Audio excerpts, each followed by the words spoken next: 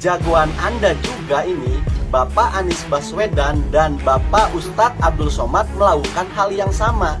Jadi ketika Anda berupaya misalkan mau melaporkan ke polisi atas tuntutan penistaan agama, ini justru akan lebih membahayakan Bapak Anies. Assalamualaikum warahmatullahi wabarakatuh. Kembali lagi di channel Prayoga Muhammad.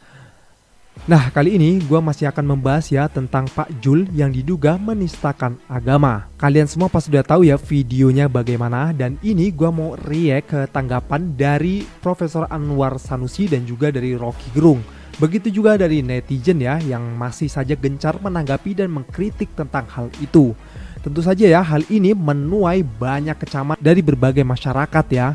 Dimana bahkan ada berita pun yang menyampaikan bahwasanya Pak Jul sudah dilaporkan ke Polres. Nah, tentu hal ini menjadikan pelajaran untuk kita semua ya, bahwasanya jangan bermain-main atau bercanda dengan agama. Karena sekalinya terpleset, omongan itu tidak bisa dicabut lagi. Apalagi seperti Pak Jul ini ya, sudah menyebar luas.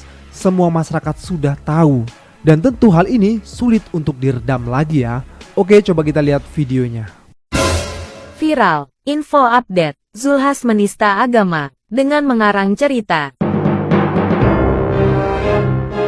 Guys, baru-baru ini viral ya pernyataan Zulhas atau Zulkifli Hasan. Menurut saya sih ini sudah masuk penistaan agama ya. Tapi Anda nilai saja sendiri ya, mengenai pernyataan Zulkifli Hasan ini. Apakah sudah masuk penistaan atau Anda punya penilaian sendiri? Itu kalau tahiyatul akhir Pak Yai, kan gini Pak Yai. Tahiyatul akhir kan gini. Sekarang banyak gini Pak. Ini.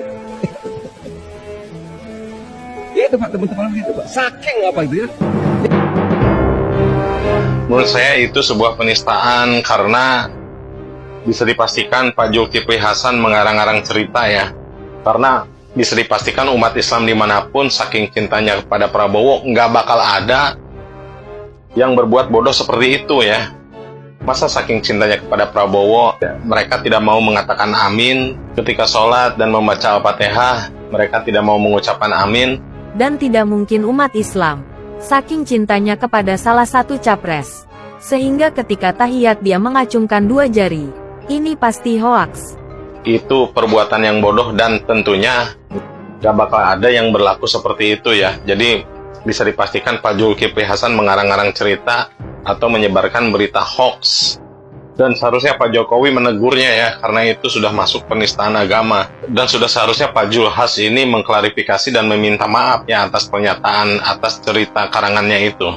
Sayang sekali yang masih ada saja pejabat yang terlalu bebas berbicara, tidak dipikirkan terlebih dahulu sehingga butuh klarifikasi dan klarifikasi lagi. Jadi jelas ya menurut saya, pernyataan Pak Zulkifli Hasan itu sudah masuk ke penistaan agama ya. Bagaimana menurut Anda? Tapi sepertinya sampai saat ini Pak Jul belum klarifikasi soal hal ini ya. Tentu hal itu ditunggu-tunggu oleh masyarakat ya, paling tidak meminta maaf lah atas apa yang telah diucapkannya. Nah, jadi ini salah satu netizen ya mengatakan kalau itu hanyalah jokes, jadi jangan dipolitisasi. Karena Pak Anies dan juga Ustadz Abdul Somad melakukan hal yang sama. Tapi kalau menurut gua pribadi, Pak Anies dan juga Ustadz Abdul Somad itu beda konteks. Coba kita lihat videonya ya. Jika dengan terplesetnya Zulkifli Hasan melontarkan joke ataupun guyonan agama yang dikaitkan dengan politik, lalu kemudian Anda berusaha mempolitisasi ini dan mengharap akan terjadinya seperti kejadian 2017 yang terjadi pada Ahok, yang terjadi demo berjilid-jilid dan merubah eskalasi pemilihan, maka sepertinya Anda harus mengubur harapan itu dalam-dalam. Karena di sisi lain, jagoan Anda juga ini, Bapak Anies Baswedan dan Bapak Ustadz Abdul Somad melakukan hal yang sama. Jadi ketika Anda berupaya misalkan mau melaporkan ke polisi atas tuntutan penistaan agama, ini justru akan lebih membahayakan Bapak Anies, karena di sana guyonan ataupun joke agama yang dikaitkan kepada politik itu melibatkan langsung Bapak Anies Baswedan dan Ustadz Abdul Somad. Ini kalau sama-sama dua-dua melaporkan, yang akan lebih dulukan justru adalah Anies Baswedan. Sedangkan kalau Zulkifli Hasan tidak berkaitan langsung dengan Prabowo, baiknya anggap aja itu adalah joke, gak usah diperpanjang. Clear. Apa perbedaan UAS, Pak Anies dan Zulkifli Hasan? Kalau UAS dan Pak Anies konteksnya dugaan dan sanggahan, kalau Zulkifli Hasan pengakuan, penyaksian, plus mengkampanyekan. Jadi kalau ingin disamakan, sorry ya.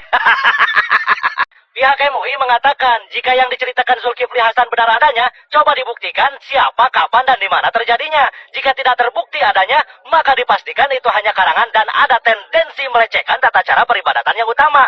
Heran, yang dipolitisasi kok tata cara peribadatan. Nah itu ya sedikit penjelasan dari Bang Haji Kohar. Ya menurut gua bener sih, beda konteks. Makanya saat itu masyarakat tidak bereaksi. Bahkan dari kubu sebelah pun tidak mereaksi dan tidak mempolitisasi hal itu ya. Tapi beda dengan Pak Jul. Nah sekarang kita lihat ya penjelasan dari Bung Rocky Gerung. Coba kita dengarkan.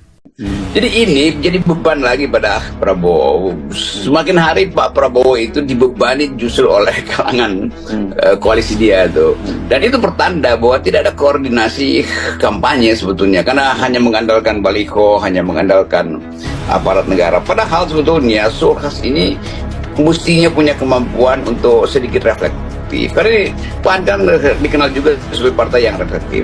Tetapi itu nggak mungkin terjadi. Karena akhirnya Zulkifli menjadi dangkal itu. Dan kedangkalan itu yang dianggap oleh netizen sebagai itu bagian sebetulnya dari persiapan tim 02 ini yang gagal untuk melihat isu apa sebenarnya yang relevan untuk diucapkan. Kan kalau Prabowo elektabilitas sudah tinggi dan itu versi macam-macam sudah tinggi, ngapain cari-cari perkara di wilayah-wilayah yang sensitif, terutama soal agama tuh. Walaupun memang mungkin ya dari awal kita tahu nggak ada niat Zulkifli untuk menghina karena orangnya juga beragama kan. Tetapi ini tahun politik dan ini hari-hari di mana orang saling mengintip tuh. Itu bahayanya kalau seorang tokoh itu dia sekedar merasa hebat, tapi kemampuan empati dia pada lingkungan itu nggak ada tuh. Jadi saya mulai membaca bahwa ada sebetulnya hal yang lebih berbahaya, yaitu kalau diungkit terus-menerus soal-soal yang menyangkut politik identitas. Lama-lama semua orang yang berupaya untuk sekedar menjadikan atau mengquote satu peristiwa yang terkait dengan situasi beragama lalu dibully dan akhirnya jadi perkara besar. Padahal ini demokrasi kita ingin tumbuhkan supaya kemampuan kita untuk berargumen tidak menyinggung hal-hal yang dari awal menjadi sensitif pada bangsa ini. Dari zaman Piagam Jakarta kan soal-soal begituan udah jadi semacam kesepakatan, jangan disinggung lah, mending dibiarkan itu tumbuh secara natural. Jadi Zulkifli juga tidak belajar dari sejarah atau sejarah Ahok, sejarah Edi Mulyadi atau Edi Syah segala macam itu yang sering terkait-kait dengan urusan kepekaan antropologi kita. Zulkifli mengatakan karena demikian cintanya kepada Prabowo, kan konteksnya adalah tidak ada amin, diamnya amin, kemudian tasyahudnya dua jari, itu karena mereka saking cintanya kepada Prabowo. Komentar Prof dengan pernyataan itu. Begini, di dalam An-Nisa 59 kita itu ada 3 hal. Pertama, atiullah, ya, ketaatan, taat, tunduk dan patuh itu hanya kepada Allah, itu mutlak. Yang kedua, atiur Rasul, ya, taat, tunduk dan patuh kepada perilaku Rasulullah dan hadis-hadis sunnah Rasul. Nah, ketika kita bicara ulil amri minkum, manusia, ya, penguasa yang model sehebat apapun, di situ di dalam tafsir Al-Quran tidak ada kalimat atiu itu nggak ada. Jadi ya ayyuhalladzina amanu atiullah wa atiur rasul wa ulil amri minkum. Ini dalam ilmu tafsir berbeda.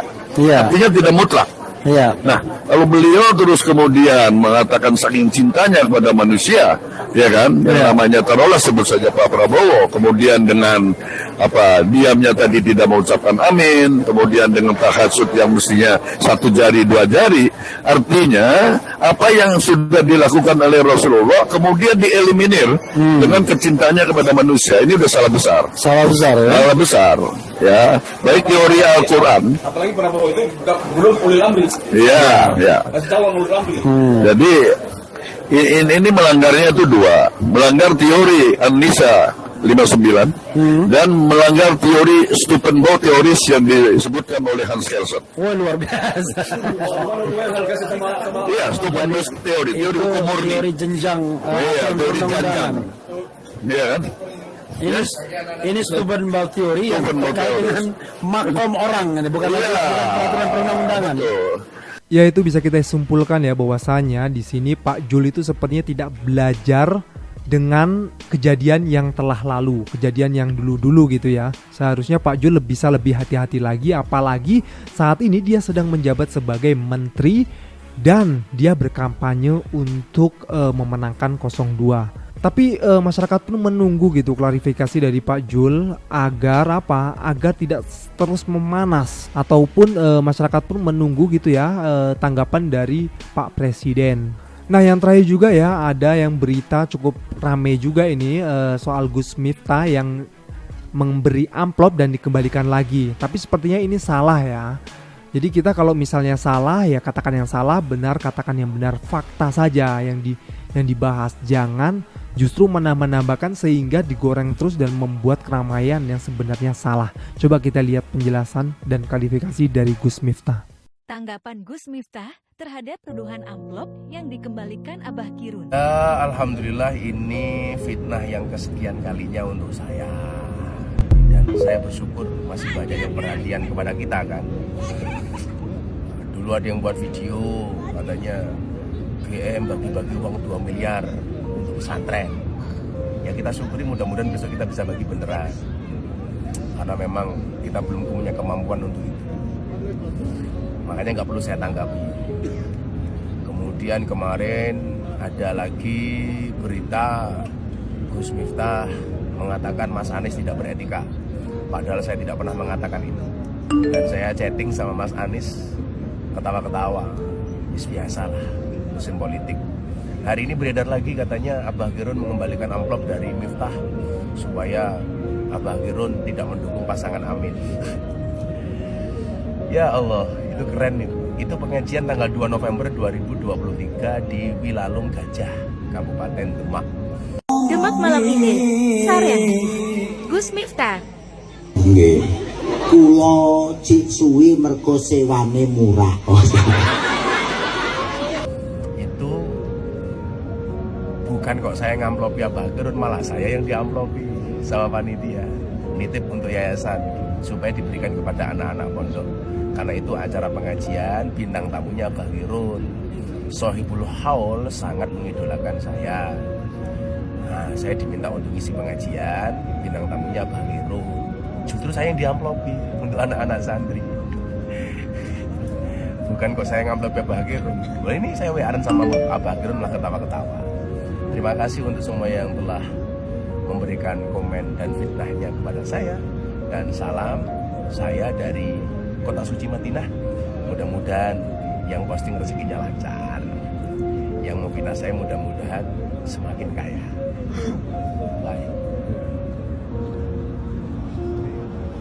Ya, jadi sekarang udah jelas ya, Gus Miftah sendiri sudah mengklarifikasi ini. Jadi stop lah, jangan terus digoreng ya kan.